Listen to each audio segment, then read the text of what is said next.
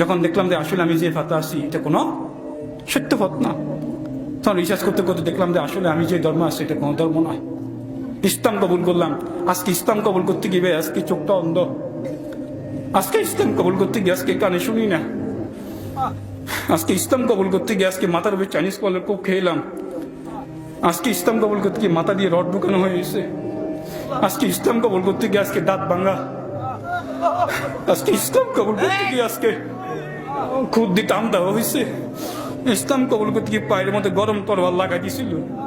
আজকে শক্ত কোনো গরুর গোস্ত, কোনো হাড্ডি, কোনো কিছু চাবাইতে পারি না, মুখটার গোস্ত, হাঁসের গোস্ত চাবাইতে পারি না। 1 মাস 19 দিন, সংক্ষিপ্ত কথা বলতেছি ভাই, মৌলিক কথাগুলা। ইন্ডিয়াতে 1 মাস 19 দিন বন্দী করে রাখছিল ভাই। হাজার হাজার কোটি টাকার মালিকের সন্তান ছিলাম।